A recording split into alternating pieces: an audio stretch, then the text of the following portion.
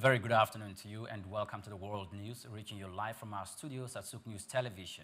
I'm Oyempriye Krumale. First, let's begin with today's top stories. Nigerian National Petroleum Company Limited clears all legacy debt. And the Nigerian Customs Service allocates 14.39 billion naira for luxury vehicles for its officials. And in bilateral trade, United States and Nigeria trade hits $31 billion, says the ambassador of the United States to Nigeria, Ambassador Mills. In energy sector, Shell reaffirms investment and their interest in Nigeria's energy space. And in the world of football, Liverpool forward Diogo Jota dies in a car crash.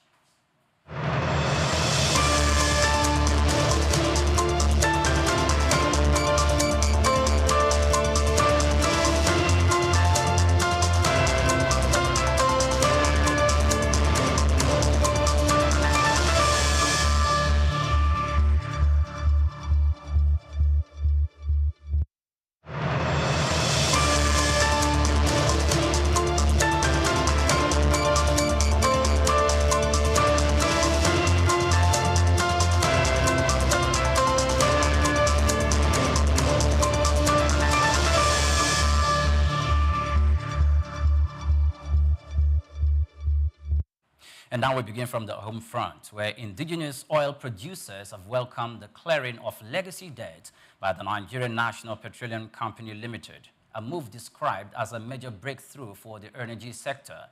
The Chief Executive Officer of Seplat Energy, Roger Brown, revealed at the 2025 Nigeria Oil and Gas Conference that the company was once owed $550 million by the National Oil Company, more than it raised during its public offering in 2014. He confirmed that the outstanding payments have now been settled, allowing for renewed financial alignment and strong industry partnership.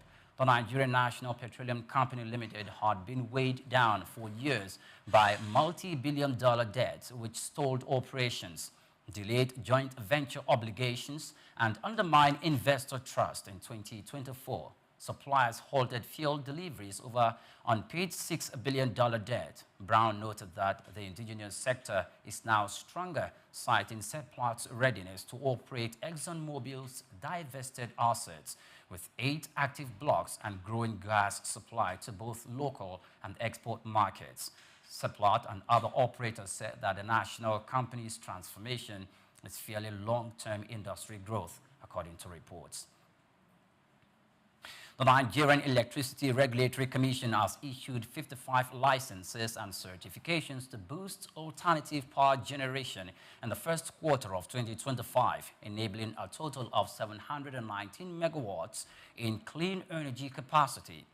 The breakdown includes 4 off-grid licenses of 66.49 megawatts, 16 captive generation permits of 952.64 megawatts total capacity, and multiple mini-grid, embedded generation and trading licenses to support energy decentralization and private sector participation. The report also confirms the installation of 1,194 new meters across Nigeria, 0.41% rise from the previous quarter, raising the national metering rate to 46.98%. Most of the meters, 148,713, were installed under the Meter Asset Provider Scheme, with the rest delivered through various funding models, including the Meter Acquisition Fund and vendor finance frameworks. Moving on, the Nigerian Customs Service plans to spend 14.39 billion naira on luxury vehicles for senior officers in 2025, reforming the bulk of 35.27 billion naira vehicle procurement budget for 579 official cars. The highest-end vehicles with unit prices between 44 million naira and 75 million naira are intended for top-ranked officers, including comptrollers, assistant comptroller generals, and deputy comptroller generals. The vehicle brands include BYD hybrids, Maxus D90, Chang'an, and Nissan MG5, among others. The proposal, now under scrutiny, has drawn sharp criticism from civil society groups who argue that the spending is wasteful amidst widespread poverty. They argue that the customs for them to utilize impounded vehicles from the past seizures, which include over 3,000 cars valued at billions of naira.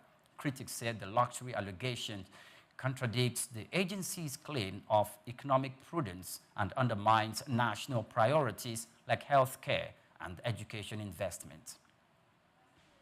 Now, Shell has restated its commitment to investing in Nigeria's energy sector as the country works towards energy abundance and a net zero target by 2050. At the 2025 Nigeria Oil and Gas Conference in Abuja, the managing director of Shell Nigeria Exploration and Production Company, Ronald Adams, cited the expansion of Shell's stake in the Bonga field and pending final investment decisions on Bonga North, Bonga Southwest, and HI as signs of confidence in Nigeria's energy future. Roger Adams said that Shell will drive energy sufficiency by improving operational efficiency and collaboration with key stakeholders like the Nigerian Upstream Investment Management Services. He emphasized the need to combine investment in hydrocarbons with emerging renewables and noted that Shell's powering progress and the strategy is designed to profitably accelerate the transition to low-carbon energy by early 2030s, urging continued government support for industry reforms and enabling policies. The United States ambassador to Nigeria, Richard Mills, said that the trade between both countries has grown to nearly $13 billion over the past years. Speaking at the United States Embassy dinner in the Federal Capital Territory, Abuja, to mark Africa's 249th independence anniversary, Richard Mills said that the trade surge has created jobs in both countries and reflects a deepening commercial partnership. He also unveiled the Commerce and Investment Partnership with Nigeria's Trade Ministry, aimed at removing trade barriers and boosting private sector collaboration. Nigeria's Foreign Affairs Minister, represented by the Permanent Secretary, Dr. Dunoma Ahmed, said that both nations share value of resilience and democracy, describing Nigeria's strategic global role as central to future bilateral relations between both countries. You're still watching the World News live here at Souqnews Television. We're going to break. When we return, we'll bring you more stories to join us again.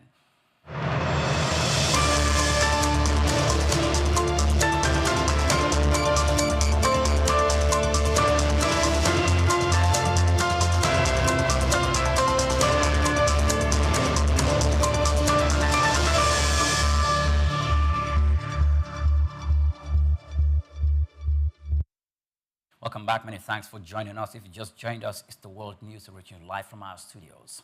Now to East Africa. Kenya's private sector recorded its sharpest decline in nearly a year as the Stanbic Bank Purchasing Managers Index dropped to 48.6% in June from 49.6% in May. This marks the most significant contraction in 11 months, with figures below 50 indicating a decline in business activity. The downturn was attributed to reduced consumer demands and disruptions from widespread protests across the country. According to Stanbic Bank, businesses reported weaker market conditions due to lower customer spending, economic uncertainty, and operational delays triggered by demonstrations. The protest, initially meant to commemorate last year's anti-government marches, intensified following the death of a blogger in police custody, sparking nationwide outrage. The unrest led to looting and road blockades and vandalism in major cities like Nairobi, affecting business operations and consumer movements. Tanzania's central bank has reduced its benchmark interest rate by 25 basis points to 5.75%, citing a stable inflation trend below its 5% target. The Bank of Tanzania noted that consumer inflation has stayed near 3% since the policy rate was introduced in January 2024, supported by exchange rate stability and the beginning of harvest season. Governor Emmanuel Tutuba said the outlook for inflation remains positive, with global economic crisis risk easing. The move follows 4 straight meetings of unchanged rates. Meanwhile, the government expects economic growth to rise to a 6% in 2025, driven by power generation from the Julius Nyerere Hydro Power Dam and other major infrastructure projects ahead of the October elections. Now, Japan will begin a historic deep-sea mining trial in January to extract rare earth minerals from 5,500 meters below the ocean floor around the Minami Torishima. The trial, led by Japan's Strategic Innovation Promotion Program using the Chikyu drilling ship, will test all mining equipment in what is the deepest extraction attempt ever recorded. This move is aimed at reducing reliance on China, which currently controls over 90% of global refined rare earth output, vital for electric vehicles, wind turbines, and advanced electronics. The 3-week mission plans to extract 35 tons of mineral-rich mud, with earth ton expected to contain 2 kilograms of rare earth and its elements. This development follows Japan's new alliance with the United States, India, and Australia to secure a stable critical mineral supply. As global interest in deep-sea mining rises, environmental concerns are also growing, with calls for stronger international regulations to prevent damage to marine ecosystem. We'll go on a break. When we return, bring you more stories to join us again.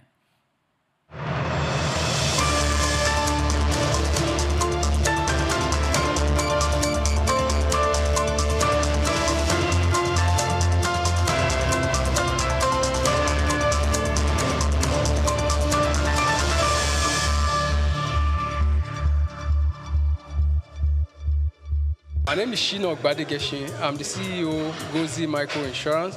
Continue to watch Souq News. Adenike Adeyemi, Executive Director of Faith Foundation. Keep watching Souq News. My name is Shepherd Michael Adewale Onofuye. I enjoy you all to always watch Souqnews TV. Hey everyone, Majuli Obaje here representing Gigi. Keep watching Souq News, okay? Stay updated with Souq News. My name is Aton Keme. I am the head of MSME banking. Please keep watching Souq News and stay glued to Souq News. I recommend that more and more people should watch Souqnews News because they deal with business news. Hi, my name is Amaka Wokolo. I am the director of the Faith Institute at Faith Foundation.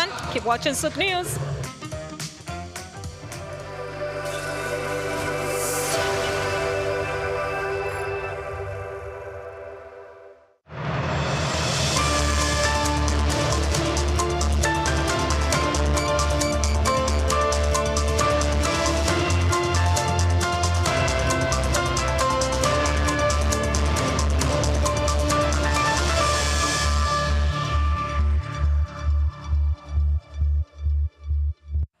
Welcome back. Many thanks for joining us. Nippon Steel has announced plans to raise $5.6 billion United States dollars through subordinated loans to partially fund its $14.9 United States dollars acquisition of U.S. steel and refinance existing debt. Japan's largest steel maker will secure 500 billion yen from major Japanese banks, including Mitsubishi UFJ, Mizuho, and Sumitomo Mitsui, with a separate 300 billion yen loan replacing a priority facility. The funding is part of a broader 2 trillion yen bridge loan package arranged in June. Following the acquisition, Nippon Steel's debt to equity ratio rose to 0.8 from 0.35%, driven by the bridge financing and the loss from selling its U.S. joint venture stake with ArcelorMittal. The stake sale was necessary to gain approval for the United States Steel deal. The company plans to reduce its leverage to 0.7 range by March 2026, though the strong cash flow and asset sales while minimizing dilution to earnings per share. Now, global oil prices declined as markets reacted to looming trade uncertainty and potential supply increases from major producers. Brent crude fell by 0.8% to 68.53 United States dollars per barrel, while West Texas Intermediate dropped by 0.9% to 66.88 United States dollars. The expected end of a 90-day pause on higher United States tariffs by July 9 has raised demand concerns, especially as trade deals with key partners remain unresolved. At the same time, the OPEC Plus alliance is set to raise oil output by over 400,000 barrels per day during its upcoming meeting. The market sentiment weakened further following unexpected news from the United States Energy Information Administration, which reported a crude inventory build of 0.8 million barrels instead of the forecasted draw. Sluggish service activity in China, the world's largest oil importer, added to demand worries. Analysts say the attention now turns to upcoming United States employment reports, which may influence future interest rates decision and broader economic activity that could impact global oil demands. Still in the United States, the country's stock futures remained stable on Thursday as investors awaited key payroll figures expected to guide the Federal Reserve's interest rate decisions. Futures on the S&P 500, NASDAQ, and Dow rose slightly by 0.06%, 0.11%, and 0.07% respectively, following record high close driven by gains in technology shares and a trade deal with Vietnam. The June jobs report, due ahead of July 4 market holiday, is forecast to show a slowdown in hiring and a rise in unemployment of 4.3%, the highest since late 2021. Analysts say that any unexpected weakness in the data may boost expectations for a rate cut as early as the July Federal Reserve meeting. Traders are now pricing a 25% chance of a rate reduction. Meanwhile, the cheap design stocks like Synopsys and Cadence surged after the United States lifted export restrictions to China, easing trade tensions on the political front. Republicans advanced President Trump's new tax and spending bill projected to add 3.4 trillion United States dollars to the national debt over the 10 years. And in sports, the Confederation of African Football has approved the MKO Abiola Sports Arena in Abeokuta, Ogun State, to host the Under-17 West African Football Union Zone B Championship. The decision followed a thorough facility inspection which met all CAF standards on seating, pitch quality, safety, infrastructure, and media facilities. The WAFU Executive Director, Philip Chari, and Nigerian Football Federation Board member, Ganiyu Majekodumi, led the delegation, praising the arena's readiness for top-tier international competitions. Ogun State Commissioner for Sports Development, Wasiu Isiaka, said the approval reflects the state's growing influence in sports infrastructure development. He noted that Ogun recently hosted international and national continental events, and the Under-17 tournament is proof of progress. Beyond sports, the move enhances Nigeria's presence on the continental stage and shows readiness to meet global infrastructural demands.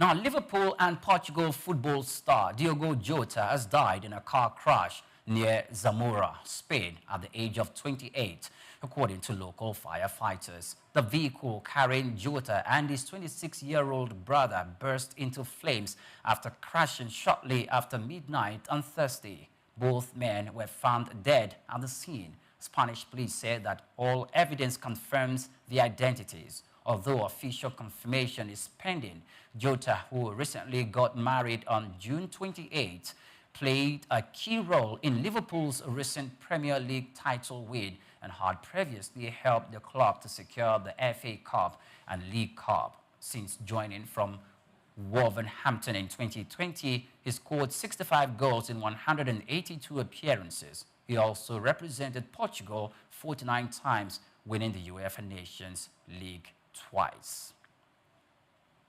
Our condolences to the family of the Jota. And that's it on the world news. Many thanks for watching. Do well to follow us on all our social media platforms at Souq News Television. I am Oyin Priye Krumale. We'll go back to our current program. Just stay with us.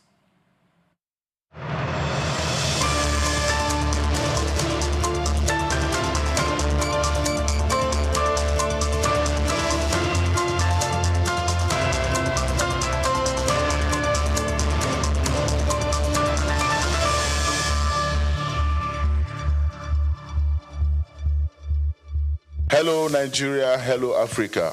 Yeah, this is Sound Man. Keep watching Souq News. My name is Babalola from Excel LED. Keep watching Souq News. My name is Shepherd Michael Adewale Onofuye. I enjoy you all to always watch Souq News TV. Hi, I'm Tom Boggaballs, and please keep watching Souq News. Wale Seriki, SLG Lagos Island East. Souq News, keep out watching them and keep a lookout for them. They're up and coming, and we're proudly to be affiliated with them. You alone where they make me go crazy. This your love in the cool of my brain. You're my medicine, I need you all day. Yo, it's Blackface Nigeria, and you're watching Souq News TV. Keep it locked on this dial, don't change it. You know what I say? Blackface Nigeria, love no bad. My name is Shino Badigeshi. I'm the CEO of Gozi Micro Insurance. Continue to watch Souq News. Adenike Adeyemi, Executive Director of Faith Foundation. Keep watching Souq News. My name is Shepherd Michael Adewale Onofuye. I enjoy you all to always watch Souq News TV. Hey everyone, Majuli Obaje here representing Gigi. Keep watching Souq News, okay? Stay updated with Souq News. My name is Aton Keme. I am the head of MSME banking. Please keep watching Souq News and stay glued to Souq News. I recommend that more and more people should watch Souqnews News because they deal with business news. Hi, my name is Amaka Wokolo. I am the director of the Faith Institute at Faith Foundation. Keep watching Souq News.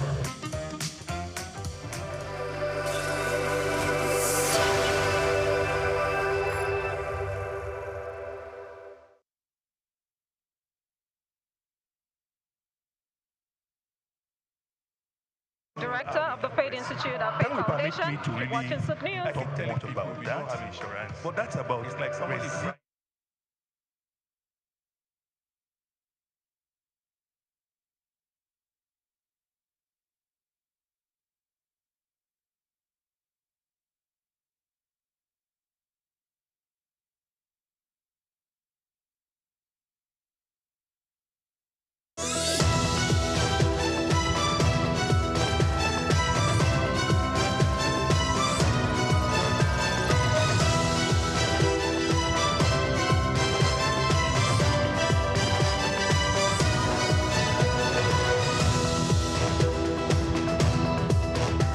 We've got just what you need right here at Femi Wash Media. Call it the Midas Touch, and you wouldn't be wrong. Let us record, produce, mix, and master your audio like nobody does. Reach us on our contact today for the best quality job.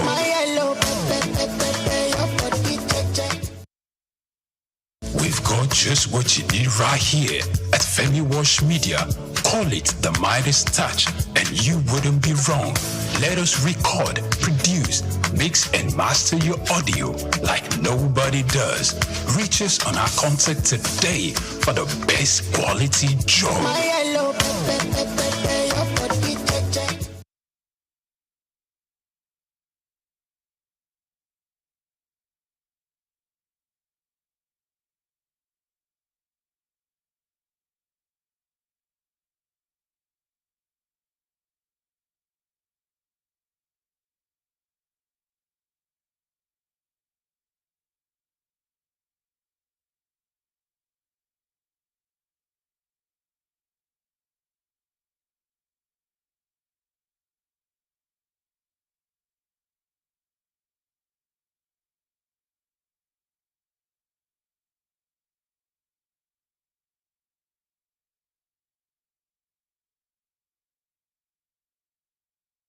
That was titled How to Change Your Wife in 30 Days.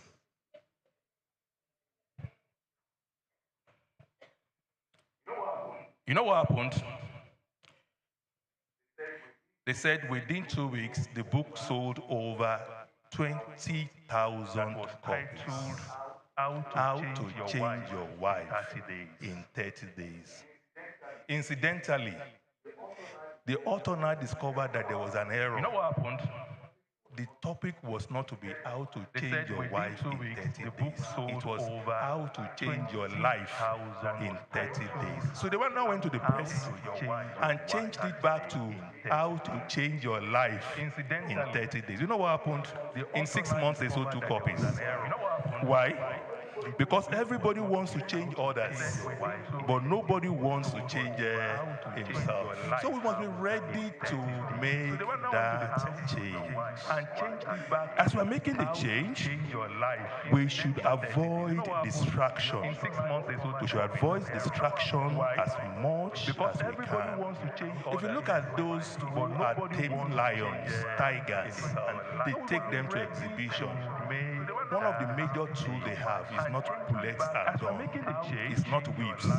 It is what? A 4-legged stool with 4 legs.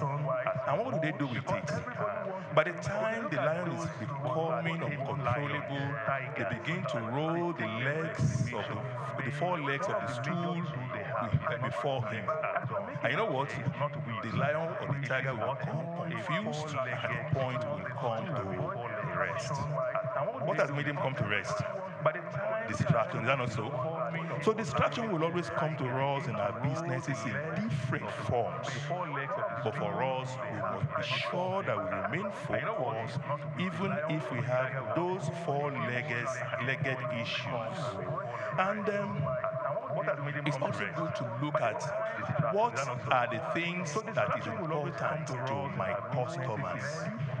If you want to sell and you're just selling without being sure of those things that are important to your customers, you may get it wrong. Let me give you an instance. The federal government decided in their wisdom that they want to do a school feeding program. School feeding program in the sense that in the break time of primary school pupils, which is always between 11:30 a.m. and 12 noon, they will give all the students free food. Why? Because they want to encourage them to be coming to school. So do you know what happened in the north? The population of those going to school because of the free food quadrupled. They said it rose with 420%. But what next happened? Later they discovered that because the feeding is 11:30 to 12, the student will come between 8 and 8:39, stay till 12, eat, and before you know it, vamoose. Why are they leaving? Because as much as the federal government has identified the outward problem, they have not been able to identify the inward issues. The issue was not just about coming to school. They are hungry. It's not about education. So for them to remain in school, their parents need to be enabled first to be able to take good care of them. In the same manner, if we are not well with our market, we may end up getting it wrong. And when you have a problem with focus, sometimes you may need glasses like I'm wearing. Is that also? One recommended glass you can use when you have issues with focus is Hasbro, Association of Small Business Owners of Nigeria. Can you allow us to have the opportunity to help you focus? It's good to also look at how you can track your company's expenses on use when you have issues with focus is Hasbro, Association of Small Business Owners of Nigeria. Can you allow us to have the opportunity to help you focus? It's good to also look at how you can track your company's expenses on use when you have issues with focus is Hasbro, Association of Small Business Owners of Nigeria. Can you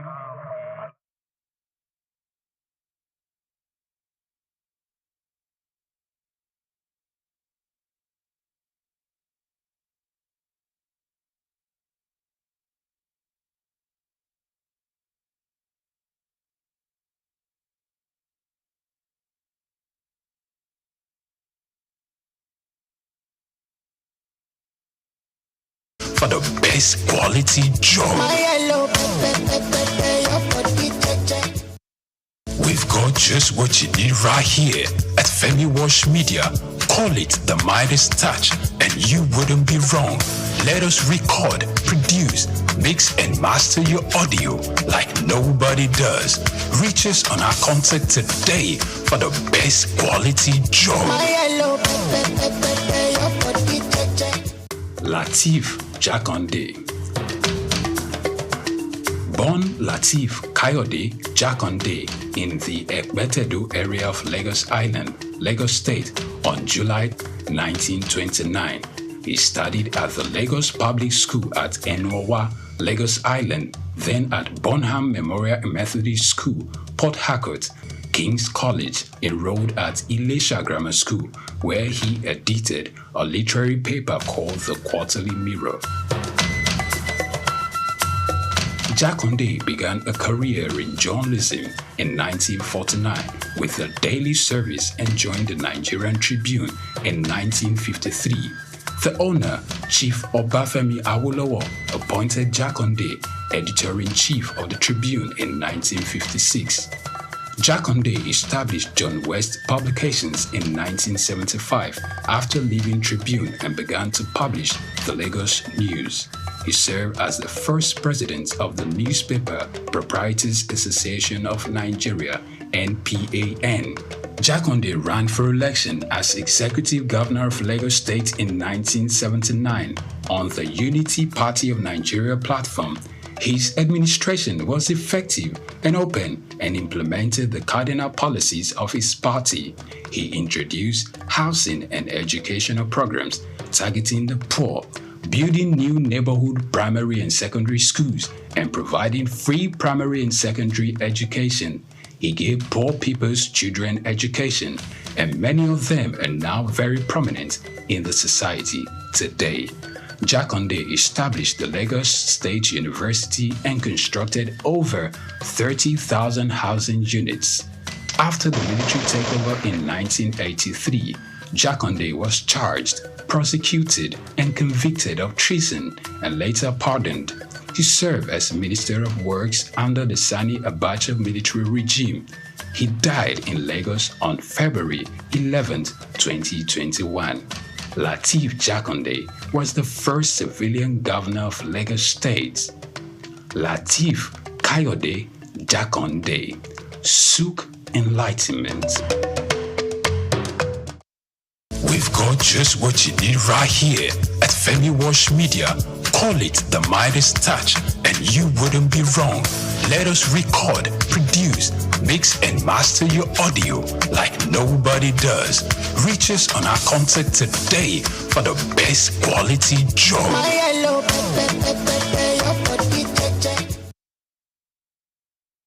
At the Africa Development Studies Center, ADSC, we are committed to driving sustainable growth and development across Africa through innovative training and research. Our mission: empowering leaders, policymakers, and professionals with the tools they need to create lasting change. With customized training, dynamic research programs, and study exchanges on leadership, management, and other critical development topics, ADSC offers a platform for exchanging cutting-edge ideas and global best practices. We provide comprehensive services in research and consultancy, capacity building and training, education programs, publishing and knowledge sharing. Our esteemed faculty, composed of seasoned experts and researchers, ensures a learning experience that is insightful and practical. We specialize in policy development, implementation strategies, and monitoring and evaluation. At ADSC, learning is engaging and enjoyable. Our unique methodology includes talks, interactive exercises, games, video screenings, and lively seminar discussions, all in a comfortable and friendly environment. For more information, email us at info@adstudiescenter.com or call +234 912 039 2362. Visit our website www.adstudycenter.com to explore our programs and upcoming events. Africa Development Studies Center, rethinking development for Africa. Afrobeats is a classic overnight success story, except it didn't happen overnight. I'm happy to be here. One of the key things about the Omniverse. The center, rethinking development for Africa. And locating the right one is more important. Afrobeats is a classic overnight success story, except it didn't happen overnight. I'm happy to be here. One of the key things about the Omniverse. So why do they do the advert? Anytime they are launching a new airline, Rolls-Royce will take And Shango. Thor is approaching $50 billion in revenue.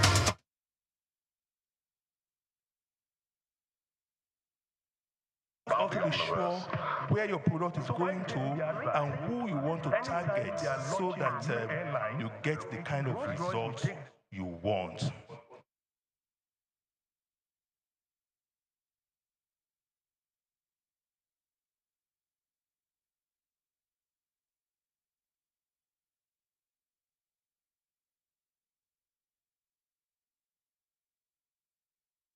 To hit.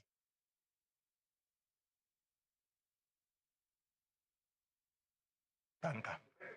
The person can be selling and smiling, is that not so? But the day there's one small Policymakers and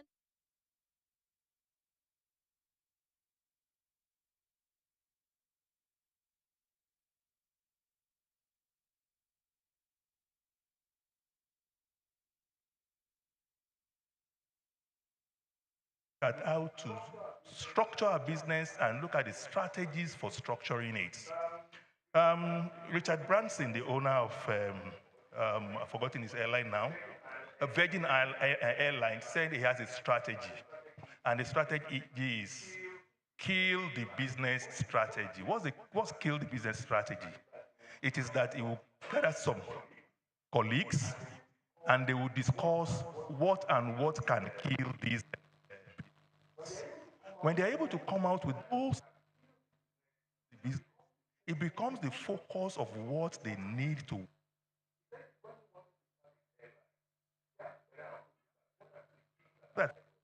Yeah.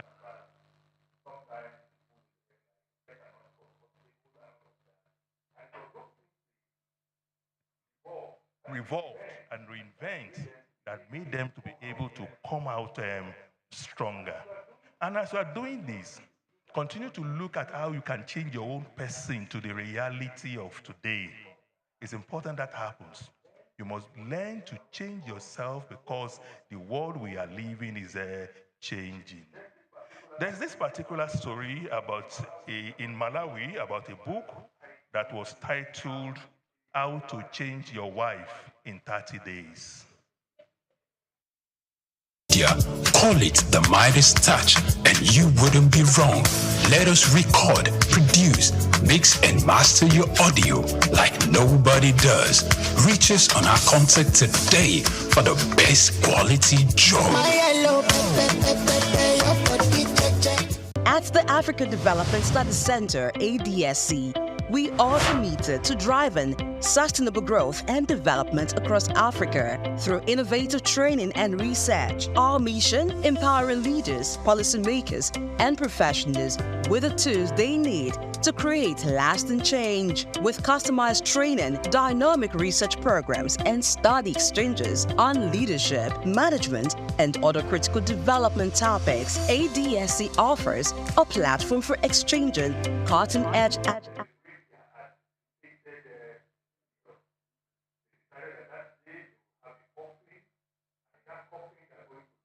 going to lower the relics of slavery. The whips, the padlock, the tattered clothes, the hats, and all of that will be deposited in the coffin. And immediately it is 12 midnight, they will close the coffin and lower it. And they will shout, "Hallelujah, freedom at last." So that day came, and as they had planned, it happened so. And when it was 12 midnight, they lowered the coffin into the grave, and they all jubilated. Freedom at last. But do you know what happened thereafter? They now discovered that while they were with their master was giving them free accommodation, was feeding them, was providing for their social welfare.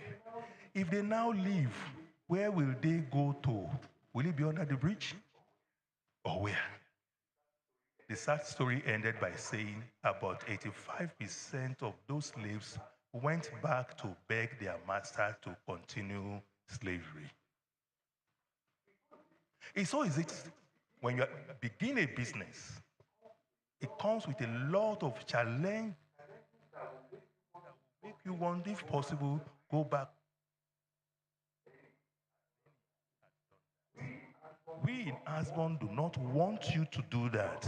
We want to continue to see how we can support you to be able to make it in your business, and not only that, try, grow, and scale.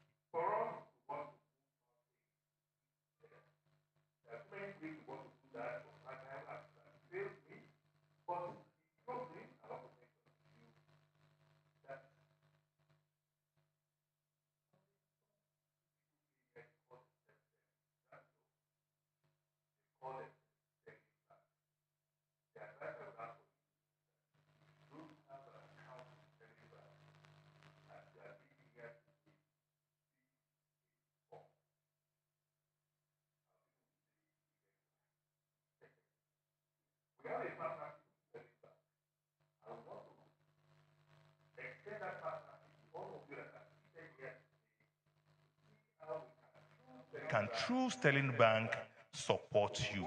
So we want you to do your best.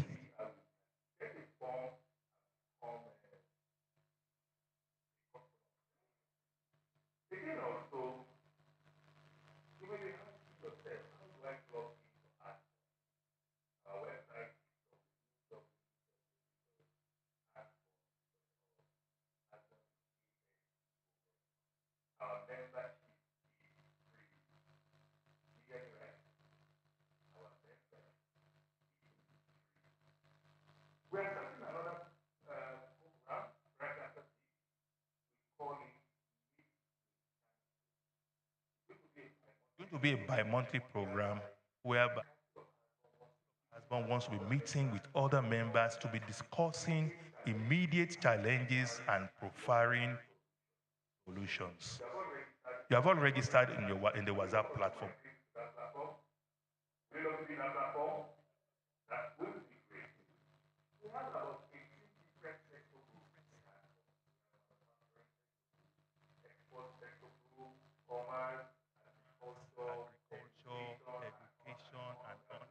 We have women, we have youth, sector specific. If you join Asbon, you will eventually also join a sector group that will be able to attend to your specific needs. I also want to use this opportunity to thank all our sponsors that are here today and also our partners. We have a delegate also that came from Kano State. I don't know whether they're still around to attend this conference. They came all the way from Kano State. We have students here. We have a student from the University of Lagos. Are they still around that can stand for recognition? Wow, great. Thank you very much. So it's a privilege to be here. I also want to thank the Conference Planning Committee. They've done a lot of yeoman's job, and we appreciate you. Before I leave, someone said that how you know a great business owner is his level of integrity. And one of the quality of integrity is punctuality.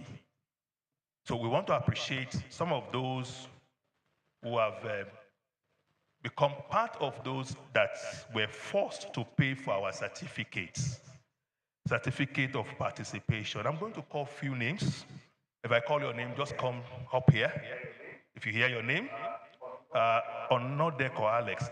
This is the way it is written, so I don't know whether it is Mr. or Mrs. So please permit me to use the way it is written here. We have Onodeko Alex. We have Adebayo Bosede Kafilat. We have Olojo Rachel Edere. We have Uchechi Han Alozie. Please come to the front.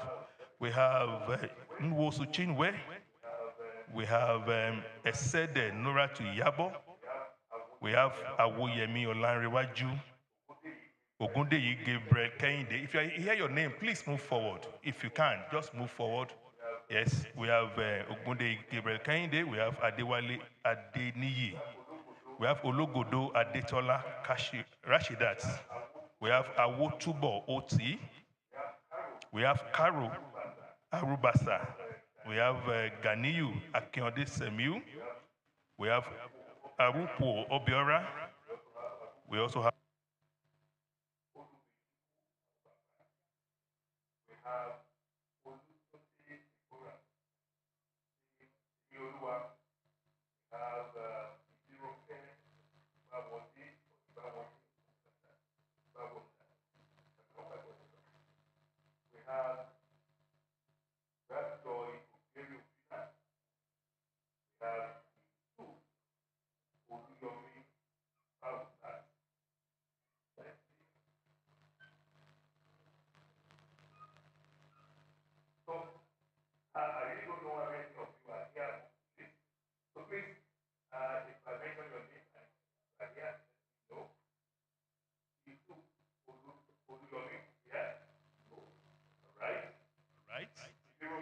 Ibirunke Bawanda. Is it okay? Thank you.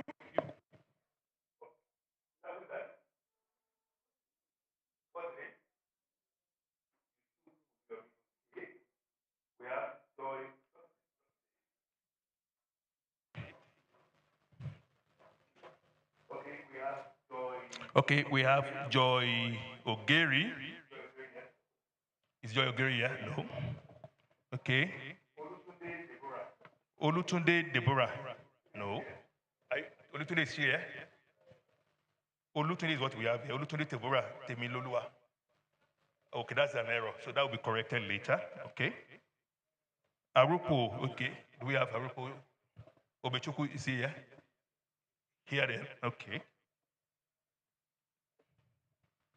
Ganiyu Akionde is here. No. Karo Arubasa is okay. Awotubo Oti is here or he? No. Okay. Okay. Ologolo Adetola Rashidat is here. Okay. Adewale Adeni here? No. All right. Ogundeyi Gabriel here? Okay. Awoyemi Olanrewaju here? Okay, sir. No. Okay. Olojojo Rachel Edere. Okay. Adebayo Bosede Kafilat. All right. Onodeko Alex. Okay. So, first, we want to mention here for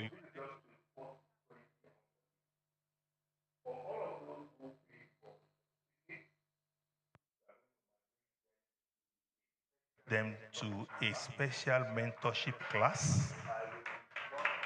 I will be one of the lead mentor, and we are going to do that mentorship for 6 months. And the expected outcome is that we want to see at least 40% of those businesses migrate from where they are now to the new level.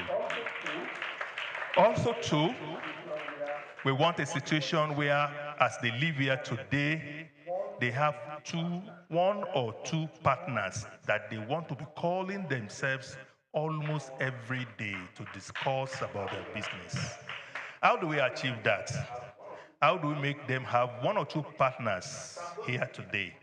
So I'm going to distribute this card randomly to you. I'm not going to open it. I'm going to close it down. After distributing it, you will open it. You will look for the person bearing that name. You will give the certificate to that person. Another person will now give yours to you, making 3 persons. Is that not so? You and 2 more. So those 2 more people move away, get your contacts, and we want you to begin to communicate. When we migrate you to the mentorship platform, you will get more instruction about what you need to do about those 2 individuals that you'll be meeting here and now. So let's go with the exercise.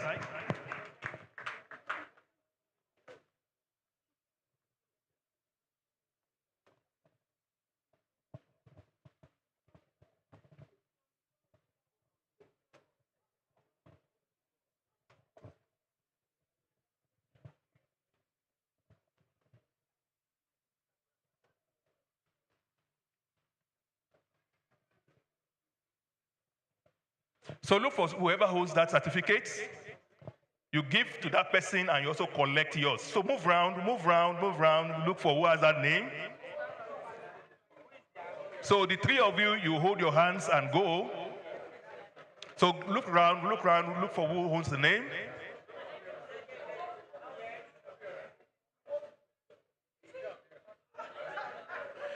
So as they are doing that, I also want us to have a small feel of what they are doing. Are you ready? Are we all ready? So we want to all rise and hold each other. We want to rise and hold each other. Can we all be on our feet if we can? Be on our feet if we can.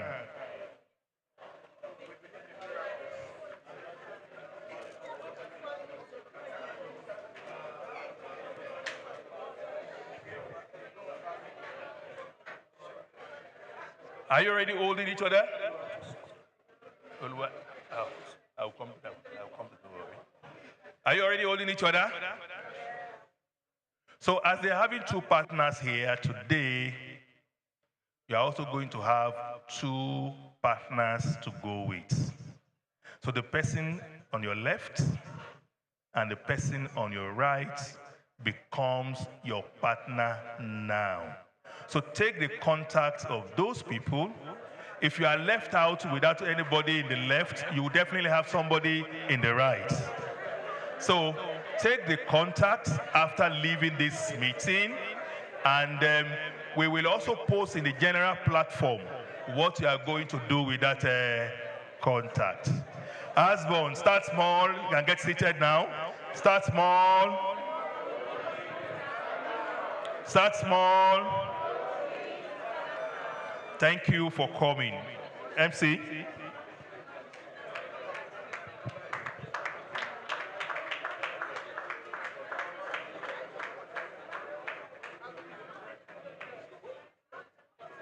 Thank you very much for that wonderful section.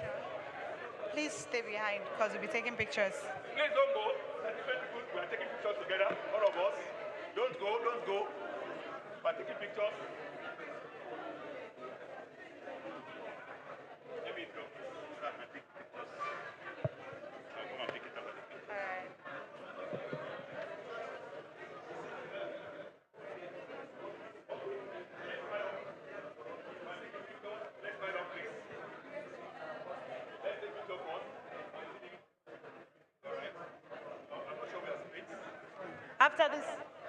After this set, Dr. Femi, please, you stay behind. Dr. Precious, you join afterwards. Our sponsors and planning committee, please be on standby to take pictures.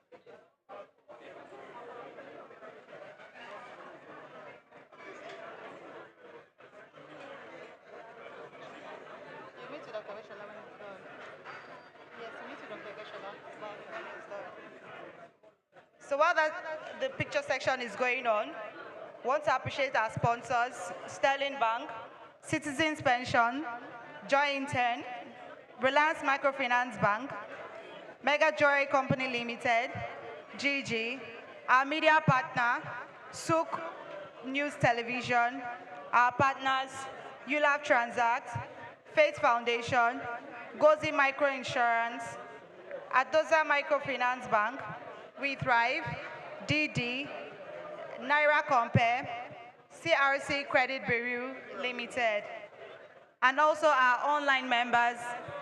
Thank you for making this conference a success. We appreciate all you've done.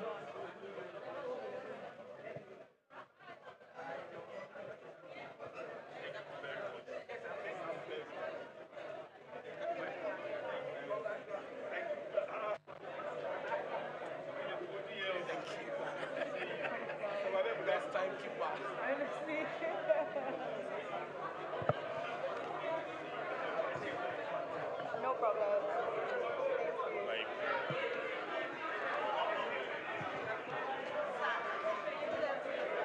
I have the next this thing so that we can take a recap. Eh? This one that everybody's like this, we just sit down. We are good. Just call them in. Call them. Okay, so next we'll be taking the recap. Please, can we have our seats?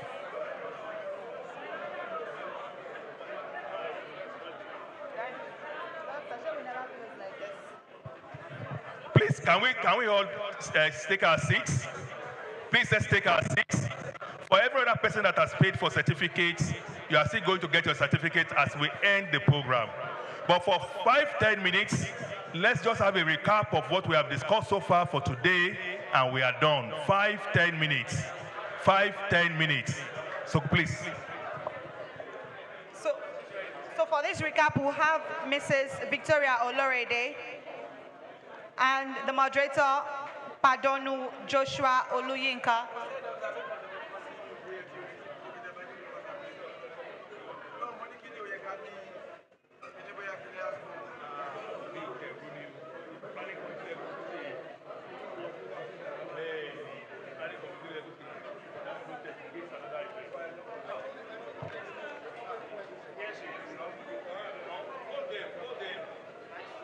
Mrs. Checkwas, please let me call her. We are not through.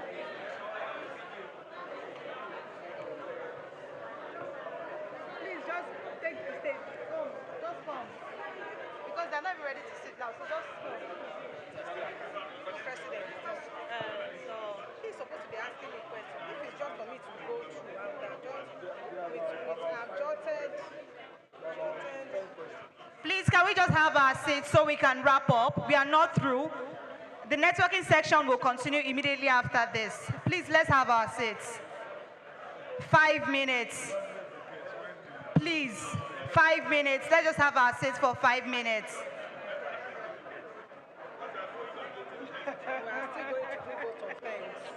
Honestly, everybody's tired.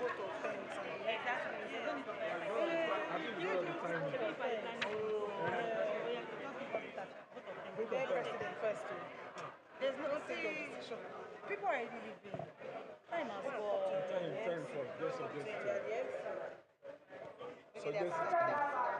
Please, can we just have our seats?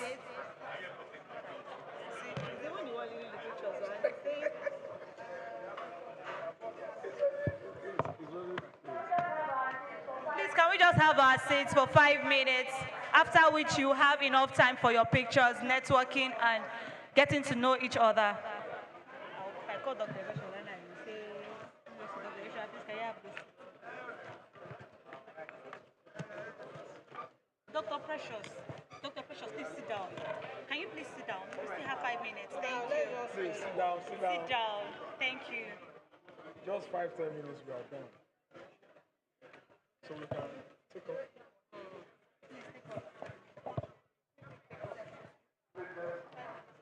Please, let's have our seat. Let's have our seat. 5-10 minutes, we are done. Are you going to stand?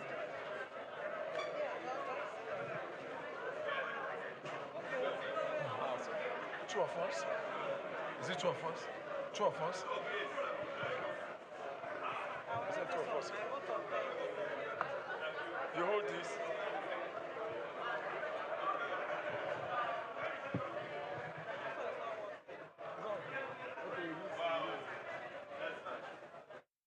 At the Africa Development Study Center, ADSC, we are committed to driving sustainable growth and development across Africa through innovative training and research. Our mission, empowering leaders, policymakers, and professionals with the tools they need to create lasting change. With customized training, dynamic research programs, and study exchanges on leadership, management, and other critical development topics, ADSC offers a platform for exchanging cutting-edge ideas and global best practices. We provide comprehensive services in research and consultancy, capacity building and training, education programs, publishing and knowledge sharing. Our esteemed faculty, composed of seasoned experts and researchers, ensures a learning experience that is insightful and practical. We specialize in policy development, implementation strategies, and monitoring and evaluation. At ADSC, learning is engaging and enjoyable. Our unique methodology includes talks, interactive exercises, games, video screenings, and lively seminar discussions, all in a comfortable and friendly environment. For more information, email us at info@adstudycenter.com or call +234 912 039 2362. Visit our website, www.adstudycenter.com, to explore our programs and upcoming events. Africa Development Studies Center, rethinking development for Africa.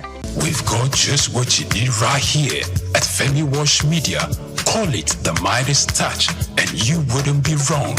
Let us record, produce, mix, and master your audio like nobody does.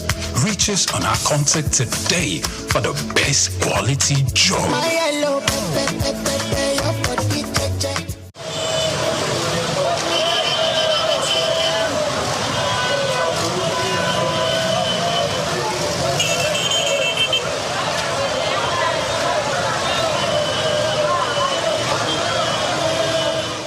Traffic regulations are practices put in place in both developed and underdeveloped countries. They are designed to ensure the safety of all road users, reduce accidents, and promote orderly movement. Either you are a driver or a passenger, every road user is required to understand and follow these laws. Under obligations, drivers must possess a valid driver's license issued by the authorized body. In Nigeria, this is the Federal Road Safety Corps, FRSC. Individual,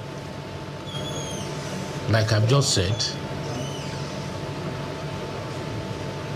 most Nigerians, as we know, celebrate their date of birth. And as such, when you obtain a driver's license, says for 3 years or 5 years, you already know. If you do it today, in the next 5 years, when you'll be celebrating your birthday, you are already aware that. Me on social media, you can use AI. I saw somebody did AI to advertise her business. It was AI she used. A woman was talking about her business. She wasn't the one. I was impressed. So all these tools are there for us to use. Make yourself visible. Thank you for that. On technology, we know there exists so many social platforms through which we can advertise our businesses. How can small businesses use it to stay afloat and even grow? Okay, like I said, you have to automate your business. Like WhatsApp business, you know, they said, like the man was saying, that if people come to you, to your website, and they ask questions and you don't respond immediately. Some people just go away. So you can leverage on automation. There's a way you automate your WhatsApp business, and when people come to you, an automatic message will drop and say, how may I help you? There's a way you just put it. Or I am not available right now. I will get back to you when I am available. That's automation. So technology is key. If you don't move with technology, your business will go under what? Like the phone company that went underground. What happened to them? Because they did not, take advantage of technology. So please, let's take advantage of technology. So many things are there. He told us about a lot of tools that we should use. He said, start using it today. Start using one today and teach somebody else how to use it. That the more you teach, the more you know how to use it. Thank you. Okay, thank you. One of the keynotes talks about thriving under pressure. It may interest you to know that today, even in Nigeria, there are pressures everywhere, even in the church. Even in the church. For example, now, because running a church is like a business. Running a church is like a business. Even in the church, this issue of tithe or no tithe is the problem. A lot of people, they are being pressurized because of whether to believe and continue to pay tithe or stop paying tithe. So a lot of people are under pressure. So as a businessman, how can business turn crisis into opportunity? You have problem inside, you have problem outside. How can business turn this crisis to opportunity? Thank you for that. We need to be proactive. We need to be flexible. People don't like change, but change has to come. If you don't change, in fact, your business will not grow. Like the lady that talked about COVID-19, what she did. She was into bag making. Nobody was buying bags then. But what did she do? She turned the crisis into an opportunity for her. She looked at what she could sell at that point. And the COVID-19 face mask and what do they call it? The one for the sanitizer. Face mask and sanitizer was moving. And so she changed her business at that moment. So when there is crisis, look deep and see what you can do to take advantage of it. Thank you. Thank you. So one of the key note speaker talks about workforce resilience. Of the truth, there are so many ways one is the biggest cost these days. So many ways. No, that is the truth. That is the truth. That is the truth. So many ways. You are going from your home to the office. The way the conductors, you don't have your car of your own. The way the conductors approach you. And so many problems everywhere. So, what is the one way to retain and motivate teams in a crisis as a business owner? Our speaker, she said something. See, you need to show your workers that you love them. You need to care about them. Don't let it be about your business alone. Show them love. Reward those that are are doing very well. When Raymond Dokpesi died, I heard something that the workers said. They said when they started, there was a time he couldn't pay them for like 6 months going to 1 year. But they stayed with him. That not one person left because of the way he took care of them. Because of the way he was mindful of their what would I say? You know, you let them know their welfare. God bless you. You could even, as a business owner, there's nothing wrong with you once in a while getting to your workers to say, oh, how are you doing? How is the home front? Let them know you love them. When they know you love them, no matter what, when there's crisis, they will stay with you. They will help you. And you all will overcome. Definitely. Thank you. Thank you. The wellness session urged us to think big and live long. To think big and live long. Why does wellness matter for entrepreneurs? Why does wellness matter for entrepreneurs? For that, everybody knows that if your body is not okay, it has a challenge, and your mind has a challenge, your business will definitely have a challenge. So take care of yourself, your mental health, take care of your body, take care of your mental health.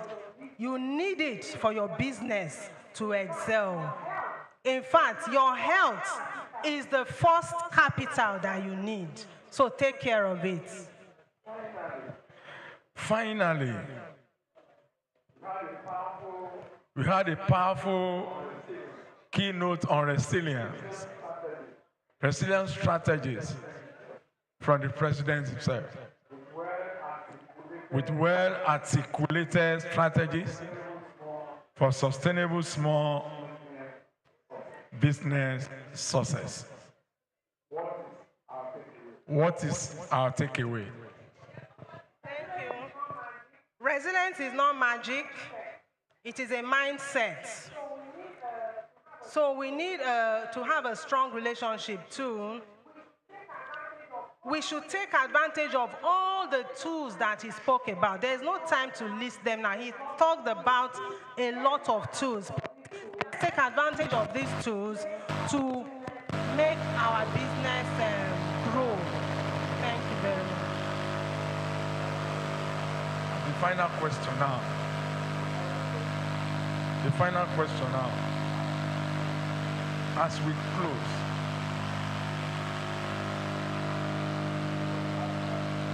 because after every one of us will be going back to our different destinations. To me, I am happy I am here today. I want to believe the same thing has happened to us because values have been handed to us as a business entrepreneurs. I want to encourage us, if possible, if you have not taken any notes at all, you can approach the admin office to get tapes of all the speeches of the speakers. And as you get them, make use of them. It will help us to grow. And it will place us in a position where we can see of the truth. We have learned something as we attend this program. So as we close, what final word do you have for the audience? Thank you. Like he said, you will agree with me that we did not just come for a conference. We have been impacted. We have been given business tools that will grow our businesses. But if you don't make use of these tools, nothing will happen. But when you put these tools to use, by the time we come back here again, everybody's business would have moved to the next level. So I plead with every one of us, everything that we have been taught here today, go back, sit, think on them, work on them, and make good use of them.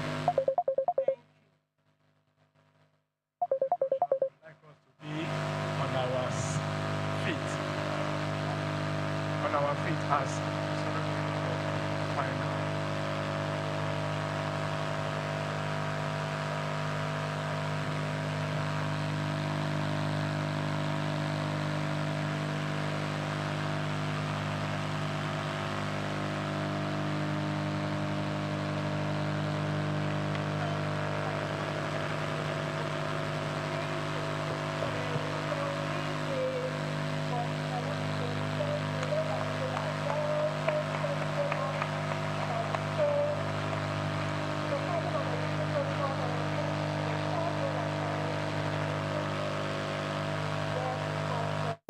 is crucial and should avoid running while crossing.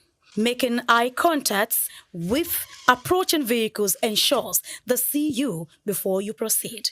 By following traffic regulations, road users can prevent accidents, protect lives, and contribute to smoother transportation for everyone. Grace Komolafe, Souq News Television.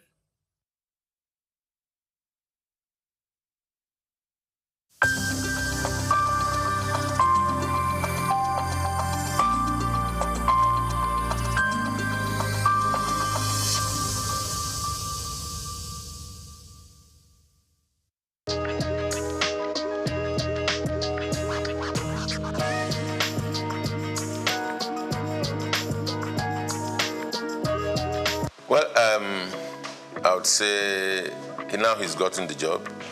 If this question had come before now, I would be able to say that I do not think we need him.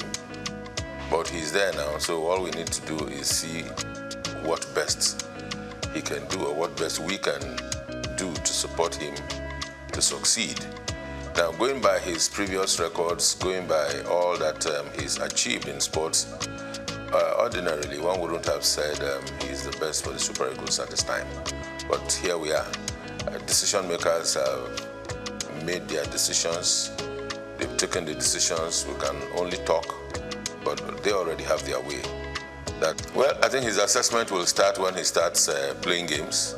He's not had any game with Nigeria, so we can't assess him. But going by his previous records, I don't think he would have been the best for Nigeria at this time. Not against other homegrown indigenous coaches who have had better records within and outside Nigeria. On a scale of 1 to 10, I don't think Shele will fit in at any point. But of course, having him been appointed, all we need to do is give support and see the best that we can get from him being Nigerians. And of course, at all times, irrespective of whatever decisions are taken, we want Nigeria to excel. Because in Nigeria's excellence, we are proud. In Nigeria's excellence, those of us that are in the media and sporting media, to be precise, we can do business. If Nigeria is not winning, the biggest brand for Nigeria is the Super Eagles, sports-wise. So if Nigeria is not winning, if Nigeria is not making waves, then we don't have business to do. So it's in our interest that he succeeds. So to that extent, I would say yes.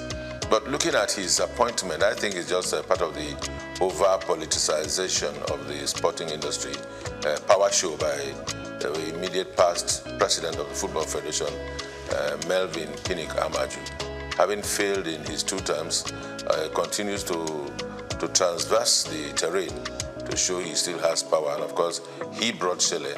And of course, the Gusau, the incumbent president of the Football Federation, has to listen to his master. So his master's voice, that's what we're experiencing.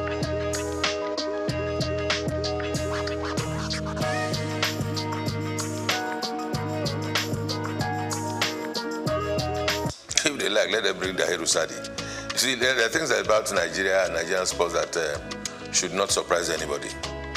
Politics are played everywhere, and balancing of acts are played everywhere.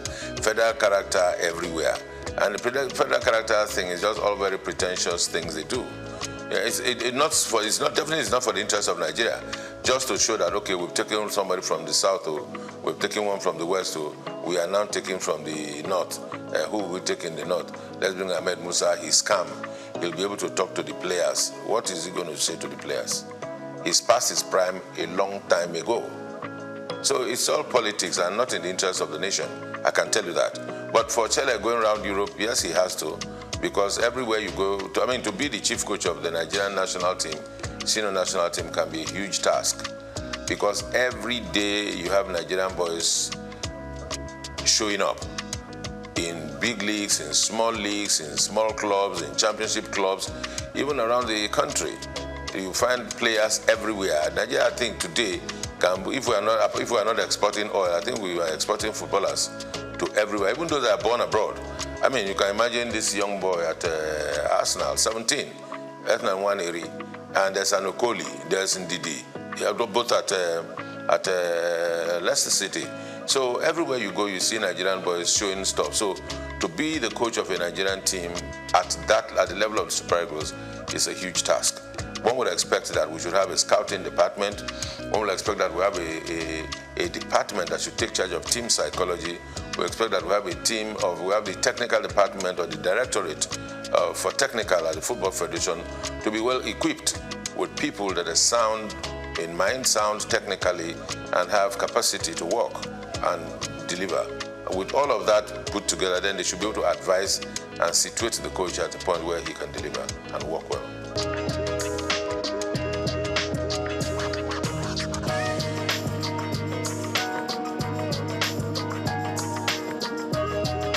Well, you see, I said yes, because I've been one of those that have always been clamoring that there's need to have a National Sports Commission. Now, having a National Sports Commission that is populated or that is headed by politicians is neither here nor there. It may not take us anywhere. We need to separate our sport. Yes, sports, you cannot do away with politics at some level. But in terms of the administration, in terms of the management, in terms of the execution, there's need to be able to separate sports and politics.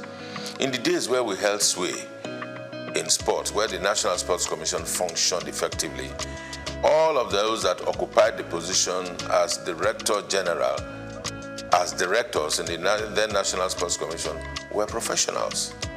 If you recall from the days of Abraham Odia, Awotro Eleya, and of course Isaac Akioye, that laid the structure and foundation for a proper National Sports Commission just after the All-Africa Games, was a thoroughbred professional from the University of Ife.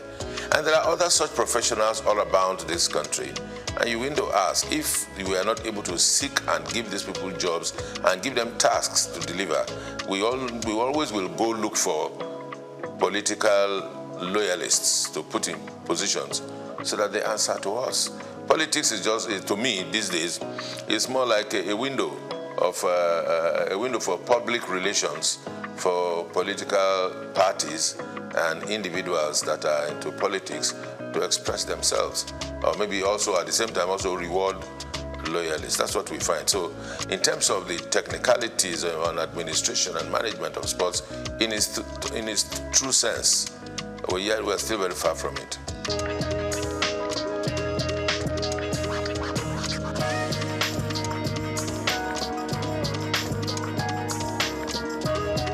Plenty improvement, I would say. The current managers of the league are doing everything they can to ensure that our league gets back to a competitive level at the continent, gets back to a competitive level at the rate at which we, those of us local people like myself, can appreciate our football and our footballers once again. The question to ask is to say, are we doing enough? The answer will be no. Who are those not doing enough? The media, the sporting media in Nigeria is not doing well enough. Would I say sporting media? Yes. And also the bigger media is not doing well enough. And because we are not doing well enough, that's why our league is still where it is. We would have gone further than this. The other aspect of it is government. Government across the states. football business is supposed to be good business. Football business is supposed to be run by private individuals and clubs. There's nothing wrong to say that the people of a particular state cannot run a football club in conjunction with other private individuals who will be stakeholders and are interested in the promotion of sport and football in the sense that we're talking about it now. But what we have is that we have state governments owning football teams, and those that are administering the football teams are SA this, SA that have been appointed as a reward, that have been appointed because they are loyal, that have been appointed because they can talk a little bit about foreign leagues. Somebody can talk about the league, talk about the La Liga and the EPL, and that qualifies him to be SA in charge of sports in some states of the federation. And these are the bunch of persons or the group of persons who are running our football around the country. So who runs the clubs, the texture of the clubs, what names the clubs are bearing, what history behind the clubs, those are the things that tells you that the states are not doing enough, the Football Federation not doing enough, but I think largely the media, check out our sports programs. All you find are talking heads talking about who scored the best goal in the world, who scored the best goal in Europe, who scored the best goal in England and all that. That's what we find. You hardly will see shows, package shows about the best goals of the Nigerian League over the past weekend. The best goals, the best dribbles, how many passes, proper statistics, because the media is not doing enough. The sporting media, that is journalists that are practitioners there, not doing enough because they are not tasking themselves. They just go on the internet, download one or two things, watch and everything. All you know is you take, as a content creator in sports, you need to just take a shot of the goal that, the assist that Nwaneri gave, or Merino scored a goal for Arsenal, and you superimpose yourself and you talk over it. And that's content. And you post it and there are likes and there are followers, and that's it, what we do. But you do not have individuals going to places to take content. All around Lagos, that's we look at as we are now, all around Nigeria, sports is going on every day. As a practitioner myself, in those days when I used to be the street reporter, we covered football from everywhere. From Abeson, from Bagada, from Volkswagen, down on Ojo, Abeta, anywhere. All of those places, and boys are still playing football. You go to Evans Square, boys are still playing football. Go to Lafayette, they're still playing football. Go to Alakoro, you still see boxing. So all of these sports are still going on.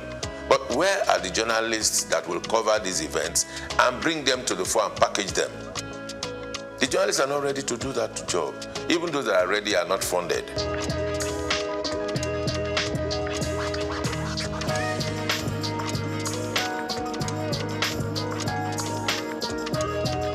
Those that work are not paid salaries. So everybody is just finding the easy way out, cutting corners and doing their best. Now for our league and our sports to grow, there has to be heavy investment in the media. Because everything you see about the EPL, the La Liga, you take the EPL and analyze it, you see a variety of shows all about the weekend games, the weekend wrap, the best goals, the best flops, the referee angle, even the advertising and marketing. Because when all of this are put in a fray, then people can relate to it. People can leverage on it. Brands can come and give sponsorship. But we are not able to attract sponsorship because there's nothing for the brands to take away. Because if you give brands value, they will attach to it. And it never used to be so. Before 2006, the La Liga was not popular. The EPL was not popular. The Champions League was not popular. What were Nigerians watching? Because the media itself sold out. By investing, Nigerian media organizations came together, put money together, and went to buy rights of the EPL and started broadcasting it on Nigerian television for the consumption of Nigerians so they can make cheap money. From telcos and from the brewing industry, they made more money for themselves. I mean, the media houses, rather than invest in the local league. Then they will tell them, who will watch Nigerian league? I mean, those are the questions they asked at the time.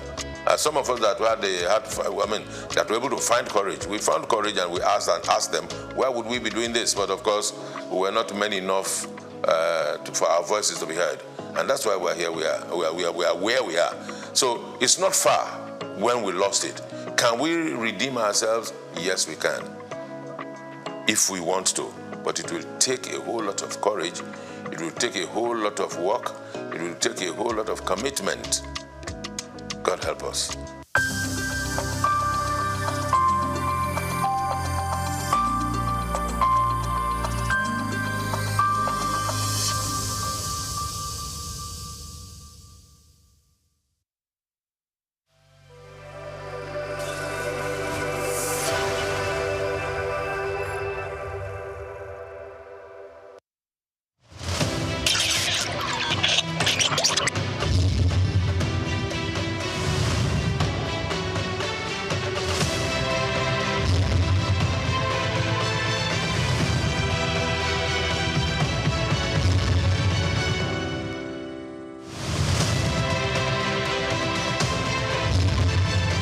The Nigerian National Medicine Development Agency, NNMDA, was created in 1997 and backed by Act 2019 to enable the federal government of Nigeria through Federal Ministry of Science, Technology and Innovation actualize its critical and strategic mandates to research, develop, document, preserve, conserve, and promote Nigeria's natural medicine, defined as indigenous medicine. 4 Director Generals had steered the affairs of the agency since its creation 28 years ago. A new vista, however, opened in the history of the existence of the agency when Martins Emeje, a distinguished pharmacist and professor of nanotechnology, was appointed as the 5th Director General and Chief Executive Officer in May 2023.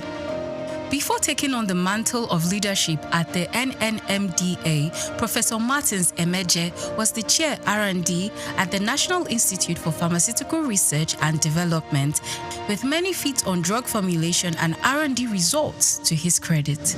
I deliberately applied for this job. There was advertisement. I applied. I wrote the exam. It was an online exam. Nobody saw anybody. And 1 hour exam online. When you submit your answer sheet, you have a copy of the answer sheet. So I have the copy of the answer that I submitted online that day. And that is my manifesto. So every month, I look at the answers that I submitted, and it guides me in the work that I do. As a researcher and proudly the first and only research fellow in Nigeria who is heading a research institute, I know exactly the problems of R&D in Nigeria, because nobody in Nigeria has or is currently heading a research institute, and he went through the rank and file from being a trainee researcher to an intern researcher, an NYSC researcher, and then a research professor. This is the background that I have. Call him a round peg in a round hole, and you won't be wrong, as he hit the ground running, leaving a lot of innovations on his trail, achieving great strides in the areas of education, agriculture, and health, thereby raising the bar in R&D in natural medicine for the agency. From May 2023, when he was appointed, within just a few months, 4 oral solid dosage formulation products were unveiled. My greatest moment actually happened on 8th of March 2024, when the Minister of Innovation, Science and Technology, Chief Uche Naji, came to Lagos in the campus of NNMDA here to launch 4 oral solid dosage forms. It was not just the first time it was happening in NNMDA, the very first time it was happening in Nigeria. We decided that we will go for education as a major target, as a major KPI. And we went for it aggressively and got accreditation to start a 2-year national diploma in natural medicine. So this agency, for the first time in Nigeria, we now have a school of natural medicine. It's never been heard before. It happened in this administration within these 2 years. Within these 2 years too, because the country saw that we had made explosive advancement in this area, we got upgraded to what we call an awarding body for national skills acquisition in traditional medicine. One of the best medicinal gardens that you can find in Africa right now is in this country, owned by the Nigerian Natural Medicine Development Agency, and we did it these 2 years. In fact, two of our products that is waiting for Mr. President launch was we got our raw materials from our Nasarawa State Farm in Karo. Nigeria is the largest producer of cassava in the world. Cassava. The only country that competes with Nigeria is Brazil. Yet, Nigeria does not have value-added cassava products. Yet, Nigeria imports starch to make pharmaceutical products. We made a presentation to the National Assembly, and the Senate of our National Assembly supported us. So we went into development of pharmaceutical grade starch. Today, we have pharmaceutical grade starch. In health itself, we have developed and submitted to NAFDAC about 23 different products. 23. And they are all at advanced stage of NAFDAC's regulatory assessment at this point. Now, 3 of such products plus 5 of what we did the previous years is available, and people, because we are a research institution not capacitated or competent by reason of mandate and skilling to do marketing, we do proof of concept, and we wait for entrepreneurs of pharmaceutical industries, nutraceutical industries, food industries to come take them to the market, right? But we also owe, because, like I said, the huge component of the Renewed Hope agenda is that people should be attended to, so that they know that they cannot lose their hope completely in their country. So in this environment, anybody who wants drug for hypertension, for malaria, for erectile dysfunction, for arthritis, for diabetes, for hepatitis, for about at least 8 different disease areas, they come to our pharmacy here to get the drugs. The past 2 years, under the leadership of Professor Martins Emeje, has seen human capacity development like never before. A development that propelled the agency's researchers into breaking new ground. This agency had never, in its almost 30 years of existence, had never participated in any local conference where researchers went with work they did in their own laboratory to go make competitive presentation. In our maiden outing in these 2 years, we won 2 awards. We went out for the first time and we got 2 awards. We took first position and we took third position. That is gold and bronze. When I came, I met researchers that have been here working for 15 years but with 1 degree. And I told them, you can't be a researcher with 1 degree. So I embarked on rigorous and aggressive drive to partner and collaborate with investors. So we went into that. Today, as I'm talking to you, we have at least 13 researchers and of the agency that are doing different postgraduate studies in different universities in Nigeria. I have a staff that was in Zimbabwe for 6 months.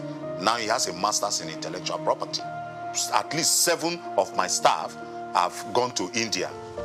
Quality assurance has been one of the top priorities of the NNMDA Director General and the accreditation of the agency's laboratory and product development unit for pharmacy internship program by the Pharmacy Council of Nigeria a year ago. Under the watch of Professor Martins Emeje, the agency recently graduated its pioneer pharmacy interns. I went into nanotechnology or nanosciences after PhD, and I had to go out of the country to train in this area for more than 4 years. So it's an area that I'm keen about. I'm one of the first people, if not the first, in Nigeria to have put in practice nanotechnology. What it has done to me as someone who studied Western pharmacy, which is more like macro study, it is that it has taught me how to manage resources, no matter how simple. The last 2 years has seen NNMDA signing important memoranda of understanding with reputable academic institutions and other critical stakeholders in the areas of training and laboratory services to Nigerian universities. As part of its advocacy and public enlightenment drive, the agency brought together critical stakeholders in the nation's natural medicine space for a national dialogue on rethinking natural medicine aimed at galvanizing the needed support and political will. I want the president of Nigeria to just be coming on television and saying that people, natural medicine, no other thing. Natural medicine, let's do our own. Let's do our own. Let him just be saying it. Anytime he's talking to press, let him say it. Because once people know that this is where the president is, this is where his mind is, this is what his body language is, they will start investing in natural medicine. A turning point for the agency was the resolution of the National Assembly on Natural Medicine Gazette. The visit by the chairman, House Committee on Legislative Compliance, was a further demonstration of the renewed impetus. We cannot have 160 million people subscribing to something, and then the remaining 40 million people, you now want to say that foreign medicine, what to call allopathic medicine, that is the superior to our natural medicine. No, it's not. So when the House of Representatives passed that resolution, I told myself, I have now achieved. So what I was thinking would take me 4 years to achieve, actually, we got it done in 2 years. And it's one of the, so our target has actually increased. The best place to actually functionalize or operationalize Renew Hope agenda, Mr. President, is in the health sector. It's in the health sector. And I always tell people, 2 things that if you have security in it, then you are safe. Food and medicine. Any intervention, any project that we do, that it is not about developing our own indigenous resources, is short-term. It's not sustainable. The only sustainable form of development is indigenous development. So anybody who wants to give me support now, I will just tell you what I want. For example, I want all my staff to live in this compound. If you go to other countries of the world, all these staff of the research institution, they live inside the compound. Inspiring a new mindset among staff and attitude to work for the NNMDA Director General, the task of achieving the mandate and the vision of the agency is work in progress.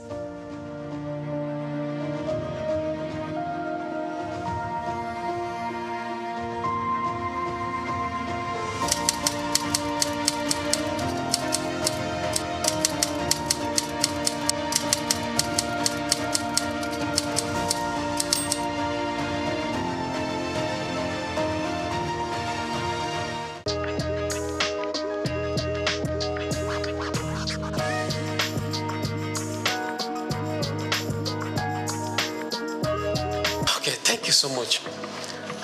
I think the bill is a good one for Nigeria. And I think that the bill will be a catalyst for business to thrive in Nigeria. So my position and my perspective to the bill would be that it will be a very positive one for Nigeria going forward. If eventually the bill scales through the legislative processes and it have actually eventually become a law. So that would be my position.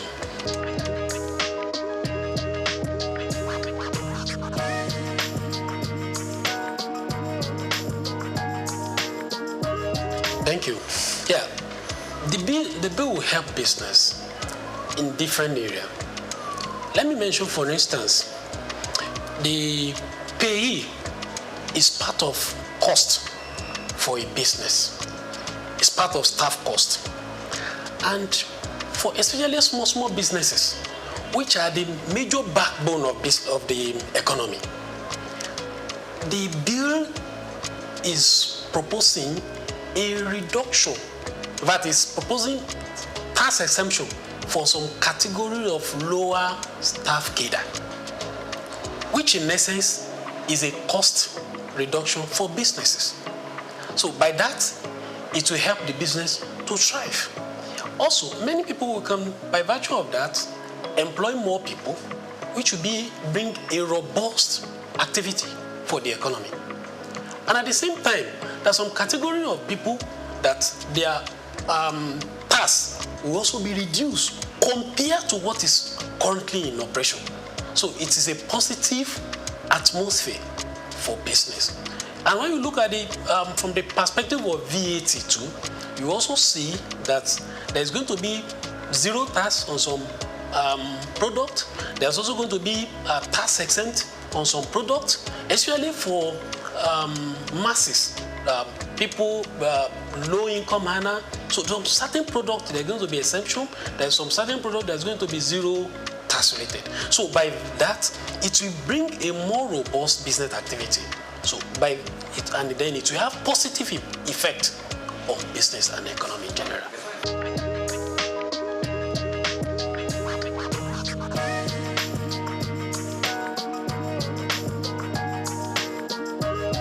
Yeah, the argument is important.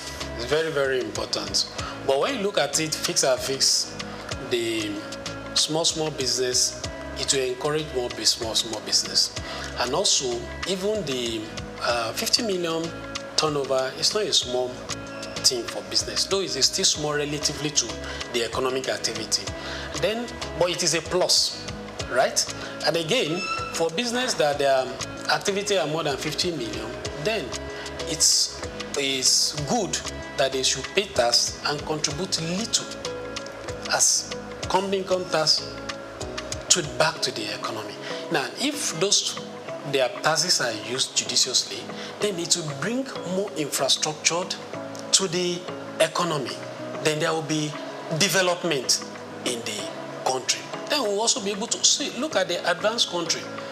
We envy them, we look at them that they are infrastructures in places, then these things are not cheap. They are not cheap. So, but the main focus for now is that is in a positive trend. It's a positive trend. I encourage that the bill should be passed and the implementation then should be followed so that it will bring a positive effect to the economic generally and the business will thrive going forward.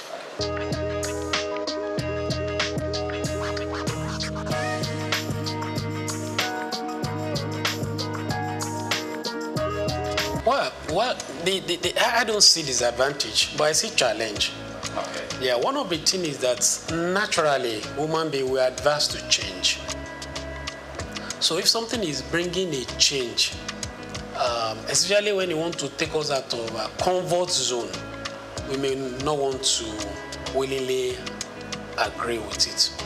But for me, I think the positive and the benefits outweigh whatever probably challenge or the disadvantage we may envisage. So I still strongly believe that the bill is in the right direction for us.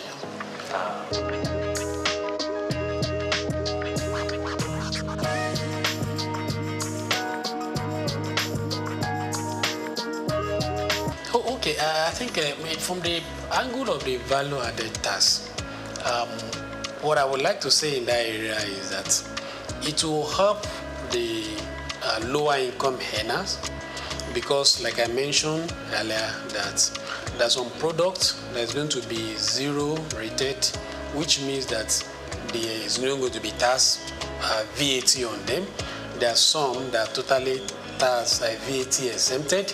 So, which means that, and these products, they are products that commonly, they are everybody really, but more of a masses low income earner will not, the VAT that will have been paid on it will have been an impact on them, then it's taking off.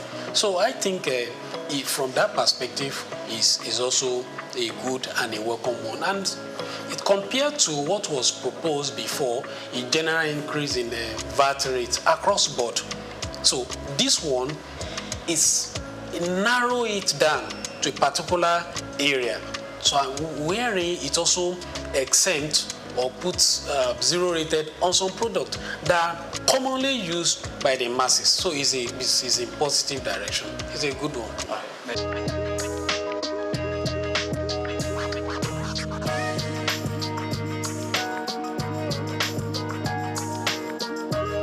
Yeah, okay. One, from the tax perspective, one of the very good things about this bill is that it allows that you claim input fats. VAT is what you sell, what you buy. So the net effect of it is what you remit. Then this bill also helps to claim some expenses which currently is not in operation. So it's a positive one. Then again, you mentioned the increase in the VAT going forward. Well, let's appreciate that the increase is going to be gradual. That's one. Then two, let's also remember that the VAT, some of these products, they are not going to be with VAT again. That with common people like me and you, transport, there's not going to be VAT on it. Rent, no VAT on it. Food item, no VAT on it any longer. And many more. Health, no VAT on it any longer. So you can see that the VAT is going to be increased gradually, but it's not across board. So those basic that we know is every day is already been taken care of. So I think it should give it to the people that work on this bill.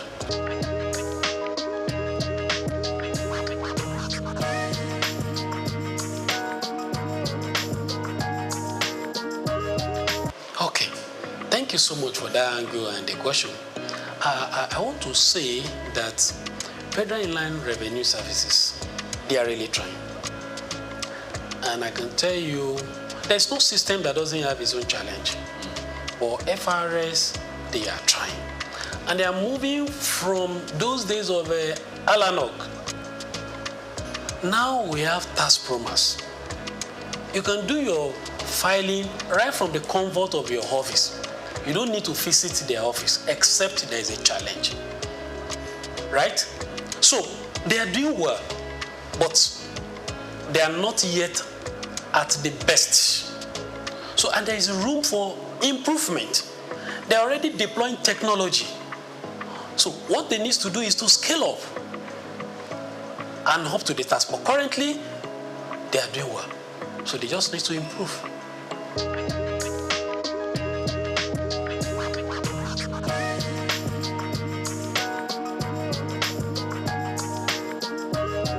Yeah, well, it depends on the perspective you look at it. Is it shrinking? Yes, we have some companies that are no more within the soul of the Nigerian.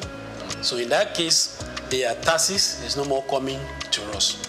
But again, look at other businesses that are springing forth. So definitely those are coming to the tax net. And then again, there are some companies that are not, businesses that are not in tax net. So through the use of technologies by FRS, they're already bringing them to tax net. So the tax net is increasing. So the net effect of it, you can say, is increasing. Though we have some that are leaving the south of Nigeria. So net effect of it, the tax net is increasing. Because we have people that businesses that are coming to Nigeria, and we have people that are businesses that are already in Nigeria, but they are not in tax net, but they are already bringing them to tax net. So it's like they are looking at perspective of increasing the threshold from 25 million to 50 million, as the case may be. Yeah. So are they saying that government should also still be taxing 25 million threshold? So we should applaud the bill that give opportunity for businesses that their threshold is less than 50 million, as the case may be. So, but from that angle, if you are looking at it that the business is shrinking, I don't see from that angle. I see from the angle of if the business is doing well and you are not to pay tax, rent, then your business is becoming robust, then you exceed the 50 million threshold. Then you also come back to the tax to be paying. So it's a way of giving boost to the business. And by the time the business is doing well beyond that threshold, then they'll be able to give back to the society. So it's a win-win situation. It's like giving a kind of relief to a business for them to thrive. And when they become better, doing well, then it's an encouragement to business, which they will also come to the net after that. So it's a good one.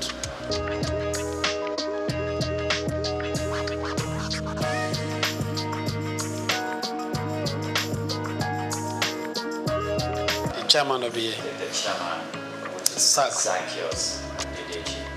How would you assess his performance so far? Yeah, I think Mr. Souq is a reformer. Yes. Looking at the step he has taken after assuming the office, and I also see that he's somebody that is listening. He has a close relationship with the former chairman of FRS.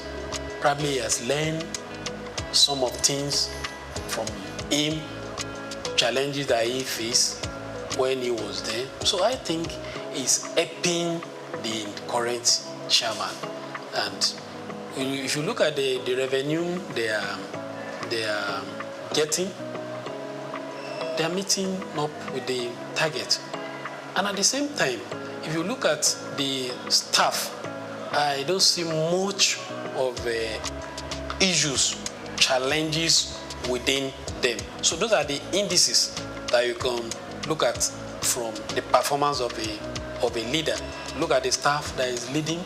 Look at the target, the businesses also, are they failing? So I think he's doing well, but he can do better.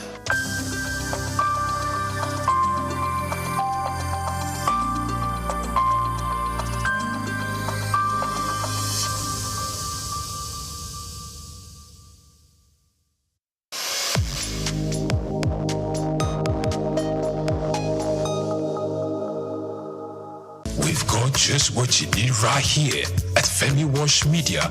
Call it the Midas Touch and you wouldn't be wrong. Let us record, produce, mix and master your audio like nobody does. Reach us on our contact today for the best quality job.